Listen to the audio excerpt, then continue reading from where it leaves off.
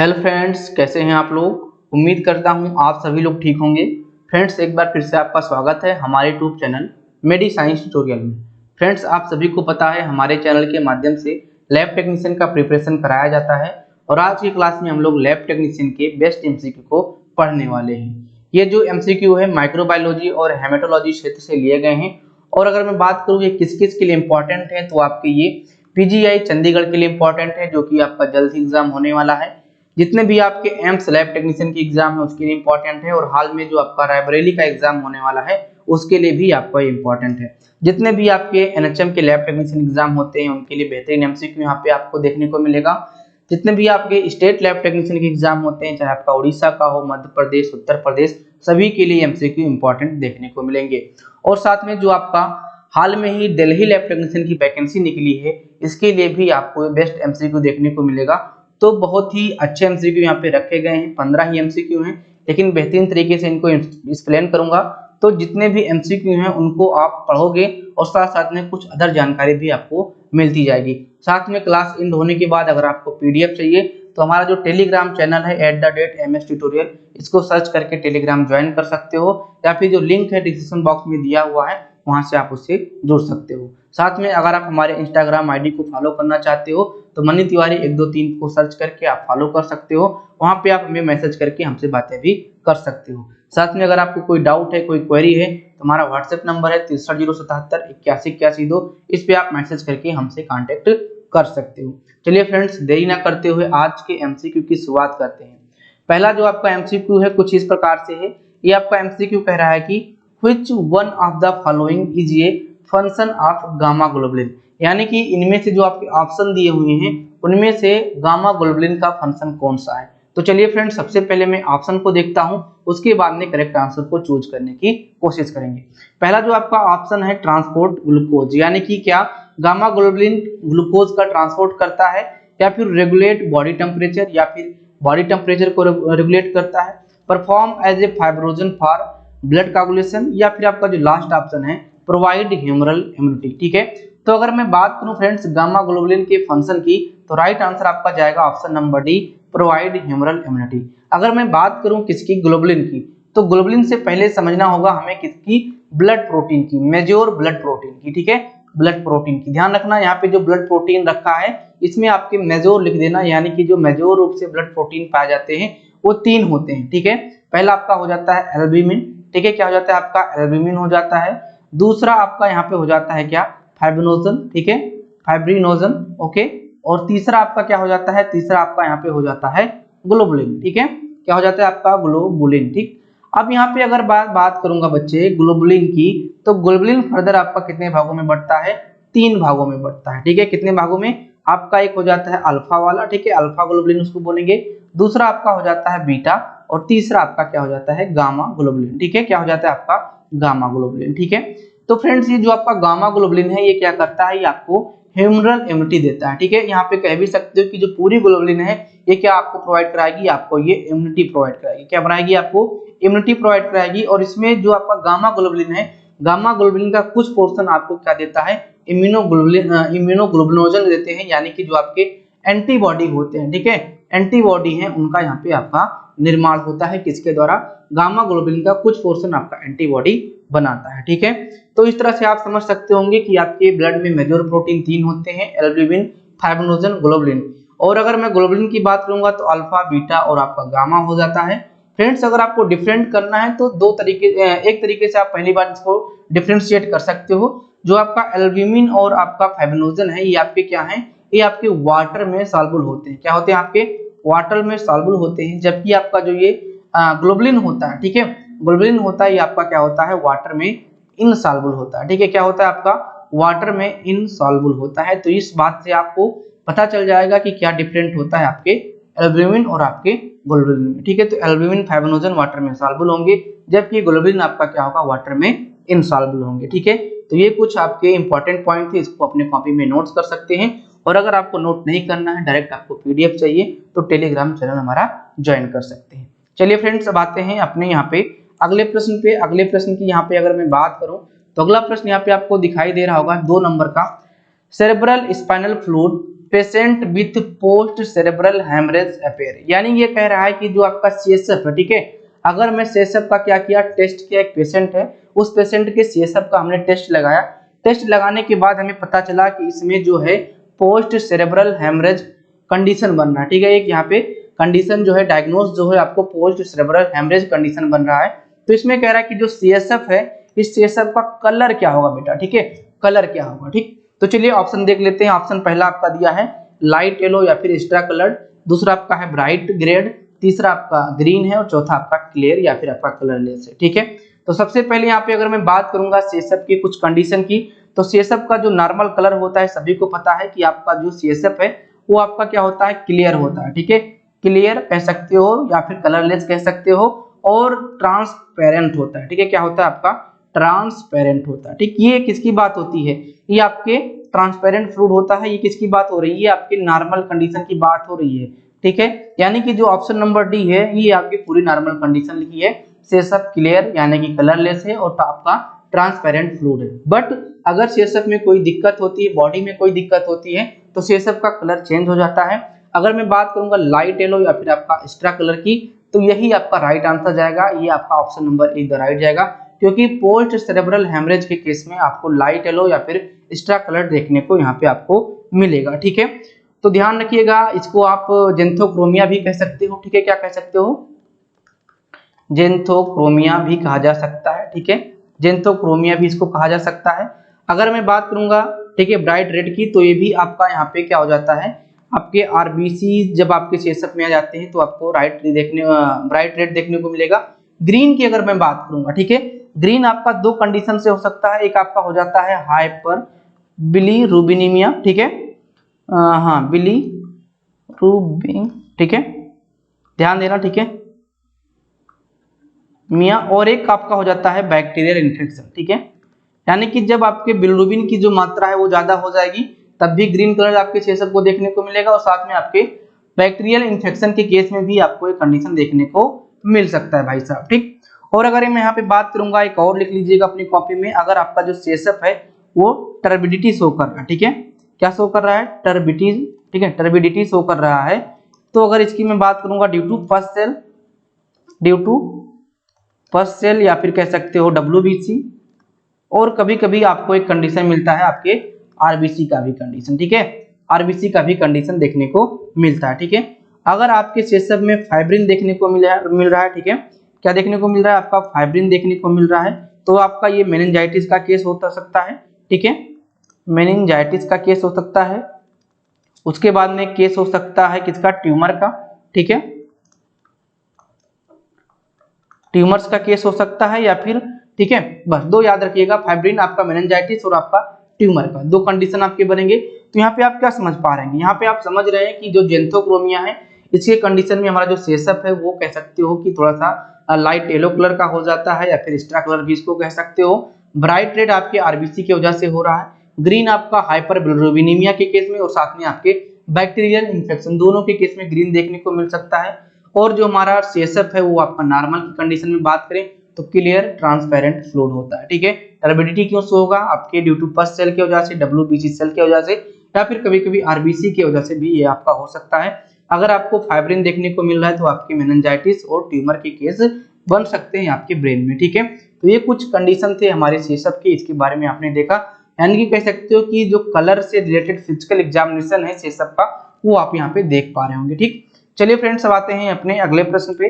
अगला प्रश्न आपका कुछ इस प्रकार से है कि the infective stage of the hookworm is the, यानी ये कह रहा है कि जो आपका हुकवर्म है, ओके, कह रहा है कि जो आपका हुकवर्म है इनका जो इन्फेक्टिव स्टेज होता है वो आपका क्या होता है, ठीक है। सबसे पहले आपको यहाँ पे पता कर लेना चाहिए कि आपका ये हुकवर्म होता क्या है, तो इंटेस्टाइन या फिर कह सकते हो ब्लड फीडिंग हेलमिंथेस होते हैं, ठीक है, इंटेस्टाइनल कह सकते हो, इंटेस्टाइनल ब्लड फीडिंग हेलमिंथेस, ठीक है, ठीक, इंटेस्टाइनल ब्लड फीडिंग आपके ये हेलमिंथेस होते हैं। उसके बाद में, ठीक है, हेलमिंथेस भी लिख सकते हो या फिर कह सकते हो ये आपके पैरासाइट होते हैं, ठीक है, पैरासाइट के डीप में जाओगे तो आपका हेलमिंथेस हो जाएगा, ठीक है, क्लियर होगा आपको। तो आपका हुकवर्म क्या है पता चल गया। अब देखिए किसी भी जो भी आपके पैरासाइट होते हैं उनका दो स्टेज होता है, ठीक है। एक आपका होता है इन्फेक्टिव स्टेज और एक दूसरा होता है जो सर्वाइव करने का स्टेज होता है, ठीक। तो इसी तरह से आपके हुकवर्म का भी दो आपका स्टेज है। एक आपका होता है रेबिडो फॉर्म, ठीक है, इसको आपको रेबिडिटी फॉर्म भी कहते हैं, और एक होता है आपका फेला फॉर्म या फिर आपका फेली फॉर्म, ठीक। तो एक आपको यहाँ पे देखने को मिल रहा है, पहला आपका रेबिडिटो फॉर्म और वो आपका दूसरा हो जाता है क्या, फिलरी फॉर्म, ठीक। तो यहाँ पे अब आपको समझाना है या फिर कहना है कि राइट आंसर देना है आपको कि हुकवर्म का इन्फेक्टिव स्टेज कौन सा होता है। ऑप्शन आपके क्या क्या दिए हैं, पहला आपका दिया है रेबिडिटो फॉर्म लार्वा विथ ये शॉर्ट बकल कैविटी, या फिर आपका लिखा है फेलरी फॉर्म लार्वा विथ ये नोज टेल, या फिर आपका फेलरी फॉर्म लार्वा विथ ये पॉइंटेड टेल, या फिर आपका रेबिडिटो फॉर्म लार्वा विथ ये लॉन्ग बकल कैविटी। तो देखिए फ्रेंड्स, यहाँ पे जो आपका ठीक है रेबिडिटो फॉर्म है ये आपका इन्फेक्टिव स्टेज नहीं होता है। तो सबसे पहले आपको दो ऑप्शन काट देना है, ऑप्शन ए और आपका ऑप्शन डी। अब बचता है दो ऑप्शन, ठीक है, बी से। बी में आपका दिया है filariform larva with nose tail और आपका दिखा है दूसरा सी नंबर का फेलरी फॉर्म लार्वा विथ ये पॉइंटेड टेल। तो इसका जो राइट आंसर जाएगा option number C is the right answer जाएगा, क्योंकि फेलरी फॉर्म इन्फेक्टिव स्टेज है, बट जो लार्वा है वो आपका इसका जो टेल होता है वो आपका पॉइंटेड होता है। इन केस में वो क्या होता है, इन्फेक्टिव स्टेज बन जाता है, ठीक है। तो ऑप्शन नंबर क्या जाएगा आपका, सी इज द राइट आंसर जाएगा, ठीक है। होस्ट कौन सा है, तो होस्ट आपका ह्यूमन होता है, इसको भी आपको पता होना चाहिए, ठीक है। चलिए फ्रेंड्स, आते हैं अपने अगले प्रश्न पे। अगला प्रश्न यहाँ पे हमारा 4 नंबर का है और 4 नंबर का प्रश्न कुछ इस प्रकार से है, each of the following statement concerning Neisseria is correct except, यानी कि नाइजेरिया के केस में सभी के सभी स्टेटमेंट राइट है केवल एक को छोड़कर। मतलब कि जो 4 स्टेटमेंट दिए हैं इनमें से 3 स्टेटमेंट तो आपके राइट हैं और एक स्टेटमेंट आपका गलत है। तो यहाँ पे आप नाइजेरिया कहिए या फिर आप नाइजीरिया बैक्टीरिया कह लीजिए। तो नाइजीरिया जो हमारा बैक्टीरिया है उसके केस में सभी स्टेटमेंट को हम पढ़ते हैं और जो हमारा रॉन्ग वाला स्टेटमेंट है उसको हम चूज करते हैं। तो पहला जो आपका स्टेटमेंट है, they produce IgA protease as a virulence factor. अगला स्टेटमेंट है, they are oxidase positive. C number का स्टेटमेंट है, they are gram negative diplococci. और डी नंबर का जो स्टेटमेंट है, they grow best under anaerobic condition, यानी कि नाइजीरिया एनारोबिक कंडीशन में अपना बेस्ट ग्रोथ दिखाता है। तो नहीं फ्रेंड्स, यही ऑप्शन नंबर आपका जो डी है वो राइट जाएगा, यही स्टेटमेंट आपका क्या है, रॉन्ग है। नाइजीरिया के केस में एनारोबिक कंडीशन नहीं होता है, एनारोबिक कंडीशन में अपना बेस्ट ग्रोथ नहीं देते हैं, एरोबिक कंडीशन में अपना बेस्ट ग्रोथ देते हैं। और यहाँ पे अगर मैं बात करूंगा ऑप्शन नंबर ए, बी और सी, ये तीनों स्टेटमेंट आपके राइट हैं। अगर यहाँ पे मैं बात करूंगा आईजीए प्रोटीओज की, तो आपके क्या होते हैं, आपके ये प्रोलैक्टिक एंजाइम होते हैं। क्या होते हैं आपके, ये आपके प्रोटियोलिटिक एंजाइम होते हैं। और अगर यहाँ पे मैं बात करूंगा कि ये एंजाइम काम क्या कर रहे होते हैं, ठीक है, प्रोटियोलिटिक एंजाइम, ये एंजाइम क्या क्या कर रहे होते हैं, जो हमारा आईजीए एंटीबॉडी होती है, ठीक है, आईजीए1 की बात यहाँ पे करेंगे। आईजीए1 जो हमारी एंटीबॉडी होती है, इसमें जो पेप्टाइड बॉन्ड होते हैं, ठीक है, इसमें जो आपके पेप्टाइड बॉन्ड लगे हुए होते हैं, इन बॉन्ड को क्या करते हैं, ये तोड़ देते हैं, ठीक है, क्या करते हैं, तोड़ देते हैं, ये तोड़ने का काम करते हैं, जिससे जो आपका होस्ट है, ह्यूमन होस्ट है, ये क्या करता है, अपना इम्यून सिस्टम रिस्पॉन्स नहीं कर पाता है। और इस कंडीशन में जो हमारे बैक्टीरिया है वो क्या कर पाते हैं, वहां पे ग्रोथ कर पाते हैं, ठीक है। तो ये आपका जो आईजीए प्रोटीओज है ये आपके वायलेंस फैक्टर के अंतर्गत आता है। अगर यहाँ पे मैं बात करूंगा आईजीए, ठीक है, आईजीए प्रोटीओज की, ये किस किस में पाए जाते हैं, यानी कि ये जो फैक्टर है आपके किस किस में और पाए जाते हैं, तो आपका नाइजीरिया के कंडीशन में तो पाया ही जाता है, साथ में आपका किस में पाया जाएगा, आपके स्ट्रेप्टोकोकस में पाया जाएगा, इसमें जाएगा आपका स्ट्रेप्टोकोकस में भी पाया जाएगा। उसके बाद में आपका निमोनिया के कंडीशन में पाया जाता है, ठीक है, किसके कंडीशन में, निमोनिया के कंडीशन में पाया जाता है। ठीक है, हीमोफिलस इन्फ्लुएंजा के केस में भी आपका ये पाया जाता है, ठीक है। तो ये सब कंडीशन में आपके आईजीए प्रोटीओज एंजाइम्स पाए जाते हैं, या फिर कह सकते हो कि आईजीए प्रोटीओज जो आपके वायलेंस फैक्टर हैं आपके पाए जाते हैं, ठीक है। और अगर बात करेंगे नाइजीरिया के केस में ऑक्सीडेज पॉजिटिव होते हैं, ग्राम नेगेटिव डिप्लोकोकाई भी होते हैं, ठीक है। तो सारे के सारे स्टेटमेंट राइट है, केवल ऑप्शन नंबर डी को छोड़ के, ठीक। चलिए फ्रेंड्स, आते हैं अपने अगले प्रश्न पे। अगला प्रश्न यहाँ पे हमारा 5 नंबर का है, अच्छे से प्रश्न को पढ़िएगा क्योंकि थोड़ा सा स्टेटमेंट जो है लंबा दिया हुआ है, तो समझने की यहाँ पे कोशिश करेंगे। 5 नंबर का प्रश्न कह रहा है कि ड्यूरिंग ए नॉर्मल प्रेगनेंसी, यानी कि नॉर्मल प्रेगनेंसी के दौरान quantitative human chorionic gonadotropic level peak at how many week after the last menstrual period, यानी कि अगर मैं नॉर्मल प्रेगनेंसी की बात करूंगा, क्वांटिटेटिव एचसीजी हार्मोन जो है, ठीक है, जो हमारा एचसीजी हार्मोन है, इसका जो लेवल है वो किस सप्ताह में, ठीक है, मेंस्ट्रुअल पीरियड के बाद में किस सप्ताह में ये क्या रहेगा, पीक पे रहेगा। ठीक है, मान लीजिए यहाँ पे क्या प्रश्न पूछ रहा है, एक तो नॉर्मल प्रेगनेंसी होनी चाहिए, उसके बाद में मेंस्ट्रुअल जो पीरियड है, इस मेंस्ट्रुअल पीरियड के कितने सप्ताह बाद जो हमारा एससीजी है, क्वांटिटेटिव एससीजी है, ये पीक पे दिखाई देगा, इसका जो लेवल है वो पीक पे दिखाई देगा। तो सप्ताह आपका दिया है 2 से 4 सप्ताह, 8 से 10 सप्ताह, 14 से 16 सप्ताह, या फिर आपका 18 से 20 सप्ताह। तो इसका जो राइट आंसर जाएगा option number B is the right answer जाएगा। ठीक है, तो कौन सा राइट जाएगा भाई, B is the right answer जाएगा। अगर हम यहाँ पे बात करूंगा एचसीजी की, तो ध्यान रखना जो एचसीजी हार्मोन है, इसका फुल फॉर्म है क्रोनिक गोनाडोट्रोपिन हार्मोन, और ये कब सिक्रीट होता है, तो ये प्रेगनेंसी के दौरान ही सिक्रीट होता है। कहाँ से सिक्रीट होता है, तो आपके प्लेसेंटा से ही, ठीक है, प्लेसेंटा से ही आपका ये क्या होता है, सिक्रीट होता है। ठीक है, प्लेसेंटा से ही आपका ये क्या होता है, सिक्रीट होता है। ठीक, इसको आपको यहाँ पे ध्यान में रखिएगा। ठीक, चलिए फ्रेंड्स आते हैं अपने अगले प्रश्न पे। अगला यहाँ पे 6 नंबर का एमसीक्यू है, what the following steroid is an adrenal cortical hormones, या फिर कह सकते हो कि इनमें से कौन सा एड्रिनल कॉर्टेक्स है। ठीक है, एड्रिनल कॉर्टेक्स से आपका जो हार्मोन है वो सिक्रीट होता है, बट यहाँ पे ध्यान रखना वो स्टेरॉइड की बात कर रहा है। ठीक है, तो एड्रिनल कॉर्टेक्स से कौन सा स्टेरॉइड जो है वो आपका यहाँ पे क्या होता है, सिक्रीट होता है। ठीक, ध्यान रखिएगा, ऑप्शन आपका क्या दिया हुआ है, पहला एंजियोटेंसिनोजन, ठीक है, ठीक है, एल्डोस्टेरोन और आपका एपिनेफ्राइन, और आपका क्या है, ग्रोथ हार्मोन। ठीक, तो ध्यान रखिएगा, अगर मैं यहाँ पे बात करूंगा ठीक है एंजियोटेंसिनोजन की, तो ये आपके कहाँ से सिक्रीट होता है, आपके ये किडनी से सिक्रीट होता है। ठीक है, कहाँ से, किडनी से सिक्रीट होता है। ठीक है, एल्डोस्टेरोन की बात करूंगा तो यही आपका क्या है, ये आपका, ठीक है, किससे, आपके ये कॉर्टेक्स से सिक्रीट होता है, और ये आपके एड्रिनल कॉर्टेक्स से सिक्रीट होता है। ठीक है, और एपिफेरेंजिन की बात करेंगे तो इसको हम क्या कहते हैं, इसको हम एड्रेनालाइन के नाम से भी जानते हैं। ठीक है, एड्रेनालाइन, ठीक है, एड्रेनालाइन के नाम से जानते हैं। और ये हार्मोन जो है, ठीक है, ये हार्मोन एक ध्यान रखना, ये एक हार्मोन भी है, और ये आपका एक प्रकार का न्यूरोट्रांसमीटर भी है। ठीक है, न्यूरोट्रांसमीटर भी आपको यहाँ पे ध्यान में रखना। ठीक है, कैसे कैसे काम करता है, एज ए न्यूरोट्रांसमीटर भी काम करता है, और ये आपका एज ए हार्मोन भी काम करता है। ठीक है, तो इसको आपको यहाँ पे समझ के रखना है। और अगर मैं यहाँ पे बात करूंगा कि ये कहाँ से सिक्रीट होता है, तो ये आपका एड्रिनल मेडुला से सिक्रीट होता है। ठीक है, एड्रिनल मेडुला से सिक्रीट होता है। ठीक है, आपको पता है कि एड्रिनल जो है आपका, ठीक है, एड्रिनल कॉर्टेक्स और एड्रिनल मेडुला दोनों आपके यहाँ पे भाग हो जाते हैं एड्रिनल ग्लैंड के। ठीक है, तो दोनों भाग हैं, दोनों भाग से अलग अलग प्रकार के हार्मोन सिक्रीट होते हैं। एड्रिनल कॉर्टेक्स की बात करेंगे तो आपके यहाँ पे जो स्टेरॉइड हार्मोन है वो सिक्रीट होते हैं, जिसमें आपका एल्डोस्टेरोन जो है आपका ये है, और उसके बाद में और कई सारे हैं। लेकिन अगर बात करेंगे एड्रिनल, ठीक है, एड्रिनालाइन की, तो ये आपका एड्रिनल मेडुला से सिक्रीट होता है। दूसरा इसका नाम हो जाता है एपिफेरेनाइन, ठीक है, एपिफेरेनाइन, और ये आपका एज ए न्यूरोट्रांसमीटर का भी काम करता है। ठीक है, एंजियोटेंसिनोजन आपका कहां से सिक्रीट होता है, तो आपकी किडनी से सिक्रीट होता है।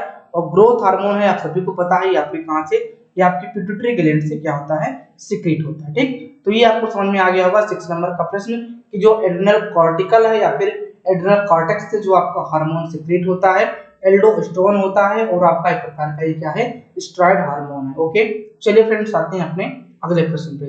अगला प्रश्न यहाँ पे आपको देखने को मिलेगा 7 नंबर का, और 7 नंबर का प्रश्न है, what common substrate is use in the biosynthesis of adrenal steroid including androgen and estrogen. ठीक है, ये क्या कह रहा है, सिंपल सी प्रश्न है, ये कह रहा है कि जो बायोसिंथेसिस होता है एड्रिनल स्टेरॉइड में, यानी कि जो भी आपके एड्रिनल ग्लैंड है, इस ग्लैंड में जो आपके स्टेरॉइड हार्मोन बन रहे हैं, इस स्टेरॉइड हार्मोन के बनने में कौन सा यहाँ पे बायोसिंथेसिस होता है।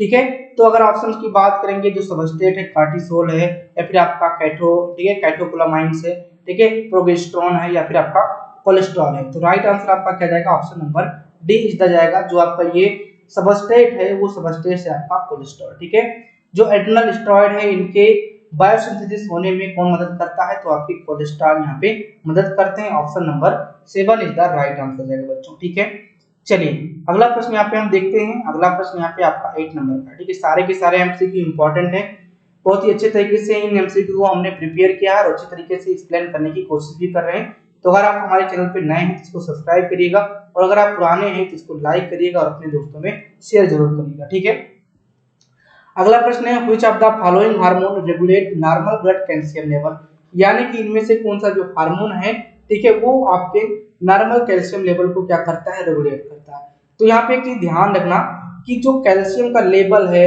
या फिर कैल्शियम का कोई भी फंडामेंटल आपके शरीर में हो रहा है, वो उसी हार्मोन के द्वारा मतलब कि कंट्रोल होगा, ठीक है।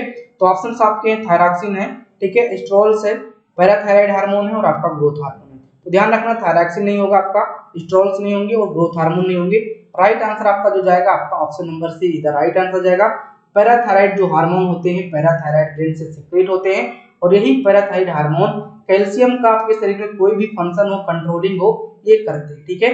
तो आपके ब्लड कैल्शियम लेवल को कंट्रोल करना हुआ या फिर इनका सिक्रीशन करना हुआ, ठीक है, या इनको एब्जॉर्ब करना हुआ, सभी आपके पैराथायराइड हार्मोन के द्वारा ये किए जाते हैं। ऑप्शन नंबर यहाँ पे आपका सी इज द राइट आंसर जाएगा बच्चा, ठीक।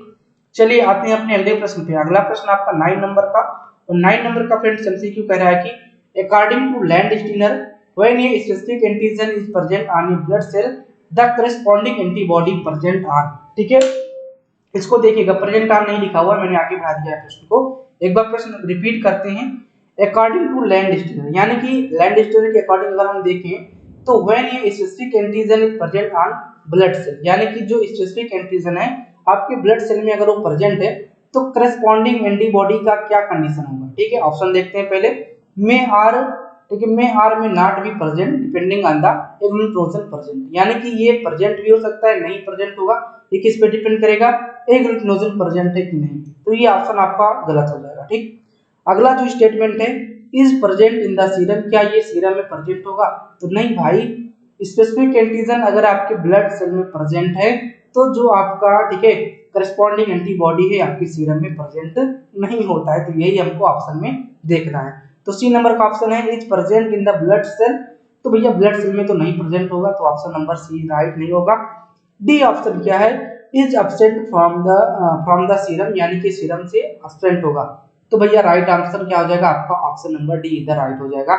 यानी कि जो लैंडस्टीनर का लॉ है यही कह रहा है कि अगर स्पेसिफिक एंटीजन आपके ब्लड सेल में प्रेजेंट है तो उसका करस्पॉन्डिंग एंटीबॉडी जो होगा वो आपके सीरम में क्या होगा, एब्सेंट होगा, ठीक है। तो ये आपको ध्यान में रखना है, option number D is the right answer जाएगा मेरे लाइन, ठीक।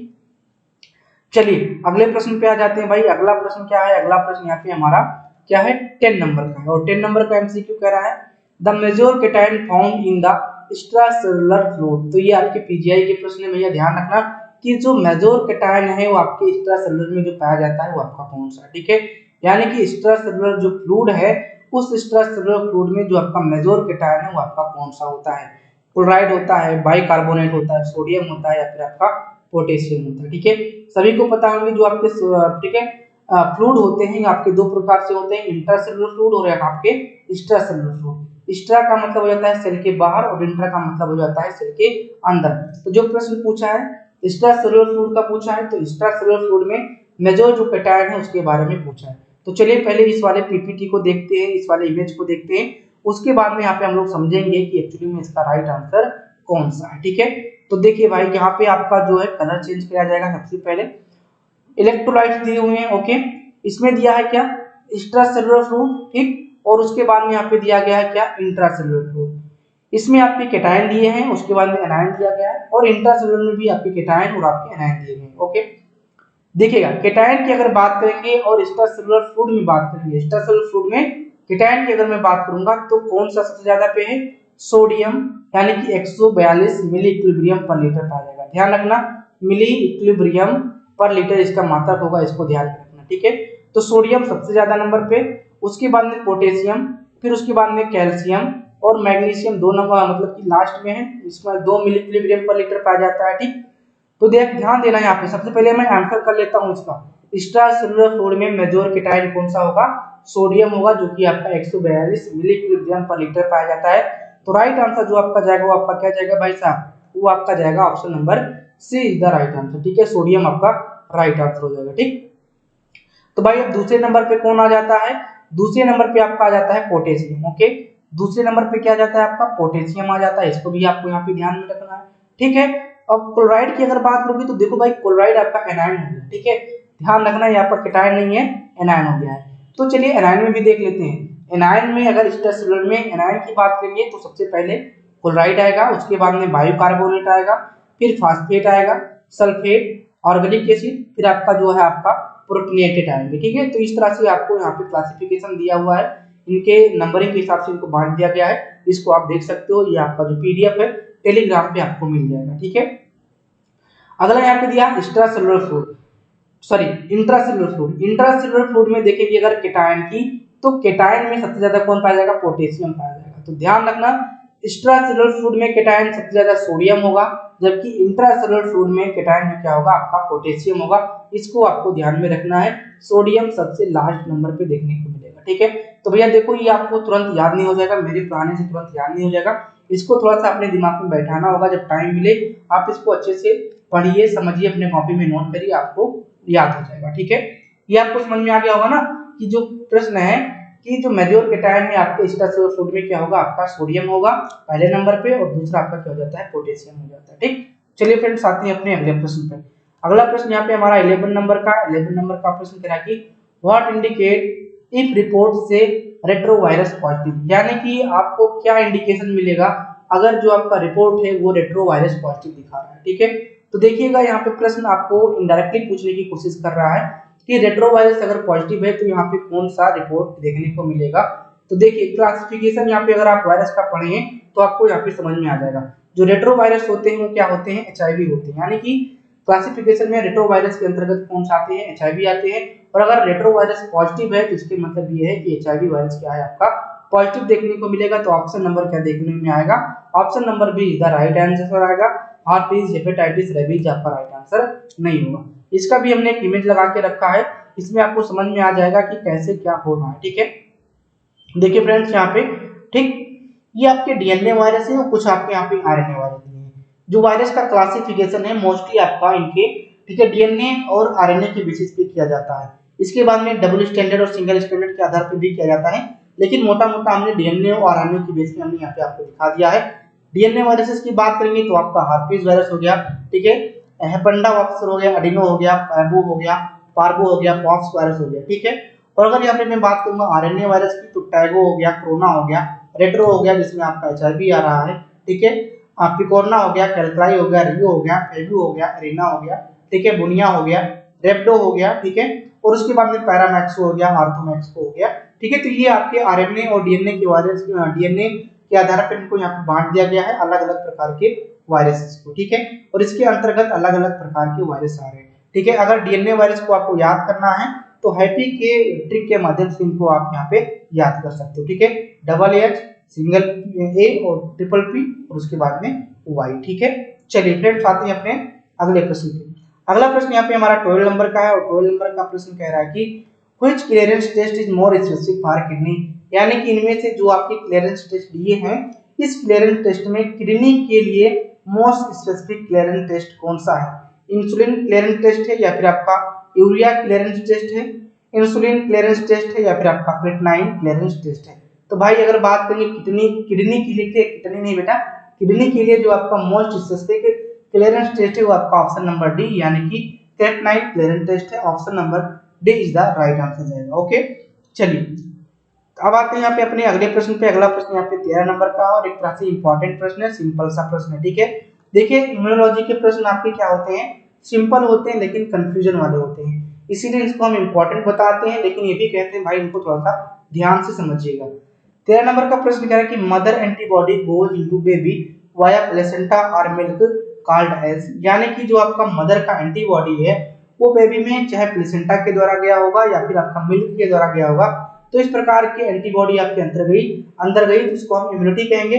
तो ये आपका किस प्रकार का इम्यूनिटी होता है, एक्टिव नेचुरल इम्यूनिटी होता है, ठीक है, एक्टिव नेचुरल इम्यूनिटी या फिर आपका पैसिव आर्टिफिशियल इम्यूनिटी या फिर पैसिव न्यूट्रल इम्यूनिटी या फिर आपका एक्टिव आर्टिफिशियल इम्यूनिटी। ठीक है, तो यहाँ पे अगर मैं बात करूंगा कि कैसे हमें समझ में आया कि अगर मदर के जो आपका एंटीबॉडी प्लेसेंटा या फिर मिल्क के द्वारा, तो चलिए फ्रेंड्स इस प्रश्न को हम इस पीपीटी के माध्यम से समझने की कोशिश करते हैं। ओके, यहाँ पे अगर मैं बता दूं कि जो इम्यूनिटी होती है आपकी दो प्रकार से बढ़ती है। सबसे पहले एक आपकी इनेट इम्यूनिटी, दूसरी आपकी क्या हो जाती है, एक्वायर्ड इम्यूनिटी। तो इनेट इम्यूनिटी को हम लोग बाद में देखेंगे थ्योरी के माध्यम से, यहाँ पे सबसे पहले हम लोग एक्वायर्ड इम्यूनिटी के बारे में समझते हैं। ये हम समझेंगे कि एक्वायर्ड इम्यूनिटी कितने भागों में बढ़ती है और कैसे कैसे इसको हम क्लासिफाई कर पा रहे हैं। तो अगर यहाँ पे मैं बात करूंगा एक्वायर्ड इम्यूनिटी की, तो इसका मतलब हो जाता है immunity you develop during your life, यानी कि जो एक्वायर्ड इम्यूनिटी होती है इसका मतलब आपने एक्वायर्ड किया है, यानी कि जन्मजात नहीं है, या आपने जब जन्म लिया, जन्म के बाद कहीं ना कहीं से आपने जो इम्यूनिटी ली उसको हम एक्वायर्ड इम्यूनिटी कहते हैं। ये जो आपकी एक्वायर्ड इम्यूनिटी है इसको हम सबसे पहले दो भागों में बांटते हैं। पहला आपका हो जाता है एक्टिव इम्यूनिटी और दूसरा आपका क्या हो जाता है पैसिव इम्यूनिटी। एक्टिव इम्यूनिटी का मतलब क्या हो जाता है, ऐसा इम्यूनिटी, यहाँ पे लिखा हुआ है immunity you develop after being exposed to an infection और फ्रॉम गेटिंग वैक्सीन, यानी कि एक्टिव इम्यूनिटी जो होती है ऐसी इम्यूनिटी होती है या तो आपको इन्फेक्शन के दौरान मिली होगी, आपको वायरस या बैक्टीरिया का इन्फेक्शन हो गया और इन्फेक्शन के दौरान आपकी बॉडी उनसे फाइट की और एक प्रकार की इम्यूनिटी आपसे मतलब कि आपने अंदर डेवलप कर ली, तो उसको कहते हैं एक्टिव इम्यूनिटी। ठीक है, और यहाँ पे अगर मैं बात करूंगा पैसिव इम्यूनिटी की, तो पैसिव इम्यूनिटी यहाँ पे दिया है इम्यूनिटी यू, ठीक है, immunity you acquired from someone और समथिंग एल्स, यानी कि पैसिव इम्यूनिटी का मतलब ये हुआ कि आपको इन्फेक्शन नहीं हुआ, आपने वैक्सीन लिया, किसी अदर प्रकार से आपने इस प्रकार के इम्यूनिटी को लिया, तो इसको क्या कहते हैं पैसिव इम्यूनिटी कहते हैं। तो चलिए सबसे पहले हम आते हैं किस पे, एक्टिव इम्यूनिटी पे। एक्टिव इम्यूनिटी में आपने क्या देखा, या तो आपको इन्फेक्शन हुआ उसके द्वारा आपकी इम्यूनिटी डेवलप हुई तो ये हो सकता है, या फिर आपने क्या लिया डायरेक्ट एक वैक्सीन लिया उसके द्वारा आपका जो इम्यूनिटी है वो डेवलप हुआ, तो उसको क्या कहते हैं एक्टिव इम्यूनिटी कहते हैं। अब यहाँ पे बात आती है कि एक्टिव जो इम्यूनिटी है इसमें दो शब्द लिखा हुआ है आर लगा के, ठीक है, या तो इन्फेक्शन के दौरान या तो वैक्सीन के दौरान। अब हमें कैसे पता चलेगा कि हमें इन्फेक्शन के दौरान हमको मिला है या फिर वैक्सीन के दौरान मिला है, तो इस एक्टिव इम्यूनिटी को हम दो भागों में फिर से बांट देते हैं।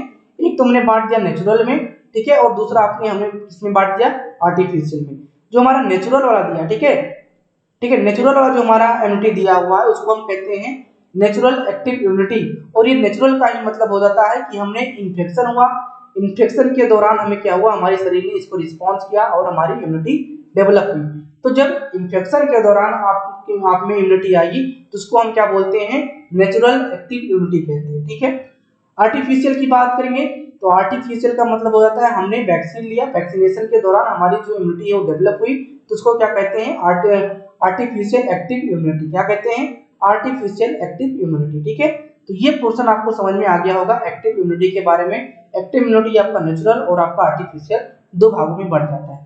फिर हम आ जाते हैं किस पे, पैसिव इम्यूनिटी पे। पैसिव का मतलब हमने आपको बताया कि इसमें बताया कि ना तो ये वैक्सीन के दौरान आया होगा ना तो किसी इन्फेक्शन के दौरान आया होगा, ये किसी अदर तरीके से आया होगा। जो पैसिव इम्यूनिटी है ये भी फर्दर दो भागों में बढ़ जाता है, एक आपका न्यूट्रल हो जाता है, सॉरी नेचुरल हो जाता है, दूसरा आपका क्या हो जाता है आर्टिफिशियल हो जाता है। अब यहाँ पे समझेंगे कि पैसिव का नेचुरल क्या होता है।